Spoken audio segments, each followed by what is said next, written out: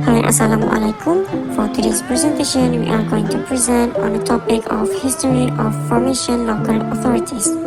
Our team members consist of Clara Shafika, Muhammad Zakwan, Farah Rauda, Muhammad Nawfal, and Siti Nur Atira. Hi, Assalamualaikum warahmatullahi wabarakatuh. My name is Khair Shafika binti Samsudin. In my part, I will explain about the introduction of Ati Nahapan. Senator Ati Nahapan, along with 7 other distinguished individuals, was appointed by the Yang di-Pertuan Agong to a Royal Commission of Inquiry to investigate the workings of local authorities in West Malaysia. The terms of reference of the Royal Commission were, in its own words, to investigate whether the existing local authority categories serve any meaningful purpose, and if not, why not? Secondly, is whether if they could be improved in their current forms, and if so, how? Lastly, is what structural reforms were needed if they couldn't be improved effectively. Ati Nahapan, the Royal Commission's chairman, moved from India to Penang at a young age and studied at Bukit Mertajam High School. He was a UK-trained lawyer and a founder member of the Malayan Indian Congress, which is MIC. In 1974, Prime Minister Tun Abdul Razak appointed Ati Nahapan as Law Minister in recognition of his vast experience and understanding of legal system.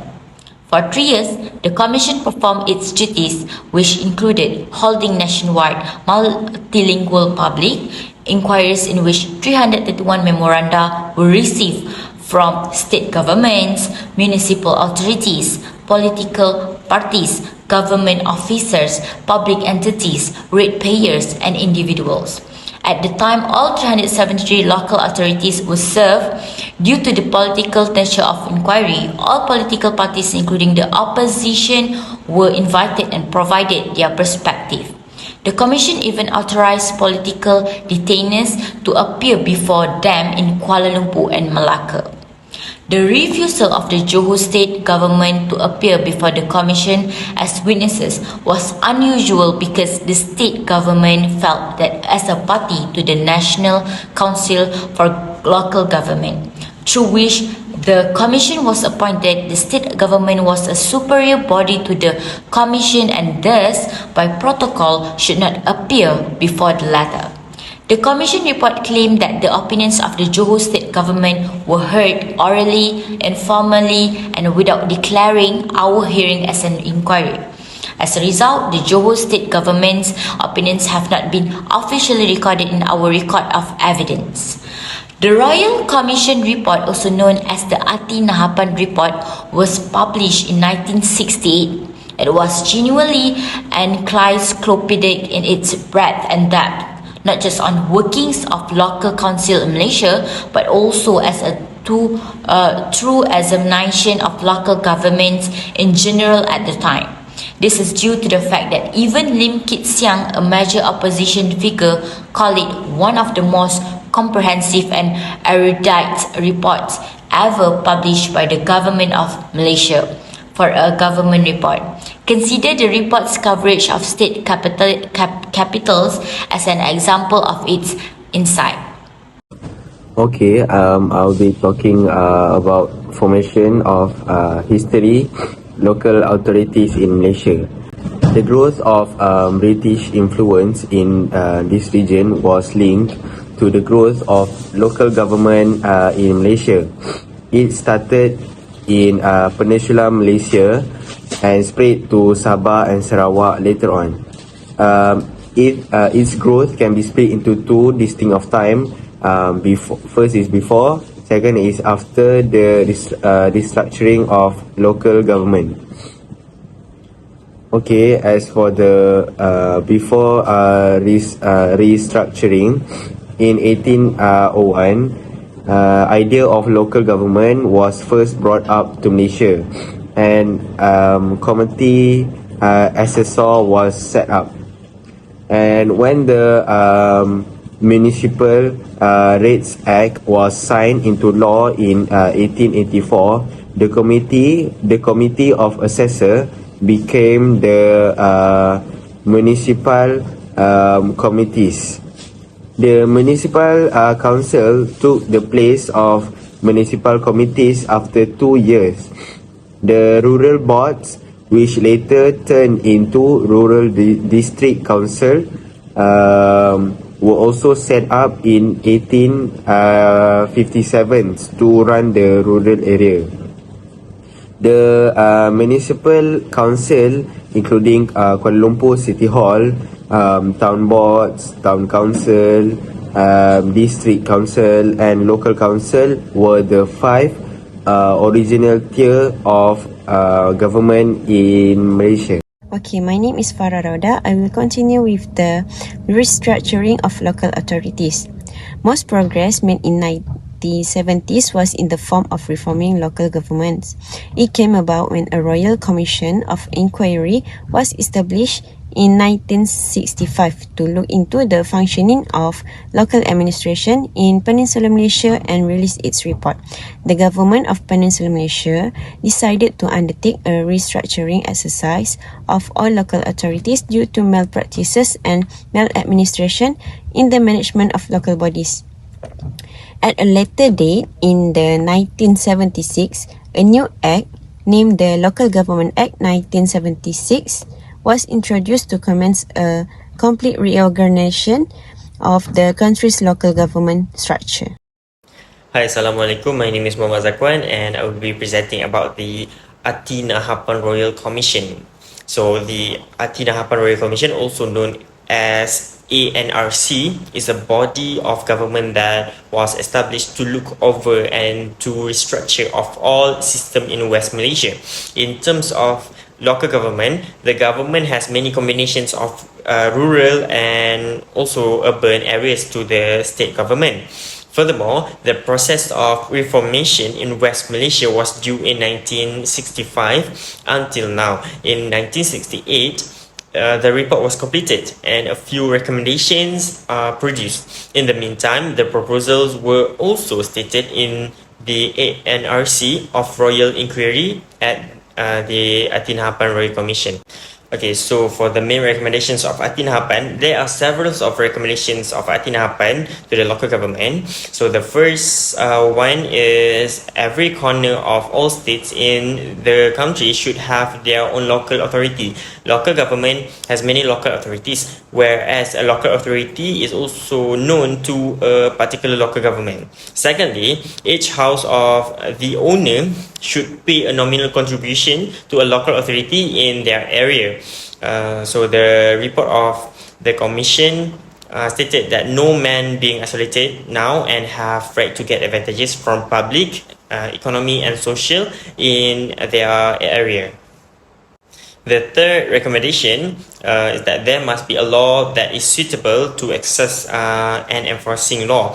The report recommends that there should be a law to replace all laws that are used by the authority and known as the Local Government Act. Next, the decentralization and autonomy of a local authority and no influences by the state authority. Moreover, the election through party. The reason behind this was the local authority elections should not be influenced by any party politics agendas. Okay, last but not least, for the recommendations of Atina Harapan, the recommendations in the report also stated a state commissioner in each state. It also recommends that local government's state committee. In addition, local government should create an agency of public complaints. It is important that public opinion and the dissatisfaction of the people should be considered so that the public authority will be more cautious of the consequences if they look away from the issue. So that's all from me. Thank you. Assalamualaikum, my name is Siti Nur Atirah. I will explain about the application recommendation of Atina Harapan Royal Commission report. The Atina Harapan Royal Commission report makes 5 the major recommendation for the restructuring of local government. The first one is every single part of the country should be served by a local government. All administration will be handled by a local government. It would simplify government administration and relieve pressure on the central government. This is because each administration has administered every local authority in the country. Malaysia has become covered by the local authority.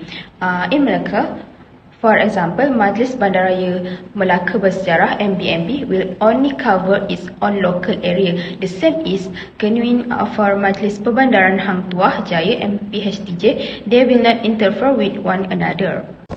The second one is a local authority should be distributed with fully elected members who have financial and administrative autonomy but are subject to the state control. Local government have been given more independence and autonomy under this proposal. They are, however, still under surveillance. The local government is distinct in that it is a self-governing entity with a limited autonomy which prevents abuse of power. Local government in Malaysia are distributed and independent. Each local government has its own set of rules. Because each state had its own set of law, there were numerous laws governing local government. The entire government workforce is appointed. The federal constitution, on the other hand, binds all of the law. The third one is the chief administrator and executive officer of a local authority should be the secretary. The district officer currently serves as the local chief executive. The secretary in a local government serves two functions. They held the position of chief administrator and the executive officer respectively. It would relieve the federal government of some of its duty. For example, is the PTD, head of the council. The district officer is in charge of his her own territory. The next point is every local government should have a management board. The management board's responsibilities, such as the authorities committees, will make and review the decision. They will evaluate its suggestion and choose one to implement for the management. Majlis Bandaraya Petaling Jaya, also known as the Petaling Jaya City Council, is the example of a local authority with its own management board. The Petaling Jaya City Council authority committees will make the recommendations on how to achieve their goals and provide the benefit and transformation to the citizens. Now we go to the conclusion. In the nutshell, the Atina Harapan Royal Commission report's main goal was to investigate local government flaws and attempt to repair the existing structure, which had flaws at the time. The report was also created to gain a better understanding of Malaysian politics and economics in order to meet the standard and efficiency of local governments in each state. The Commission had thoughtfully considered many arguments and facts, including the real condition of the federal-state-local relationship as presented at the time. As such, the Atina Harapan studies chapter on state capitals. If not, the entire report is highly recommended for a concise course in local democracy. That's all for me.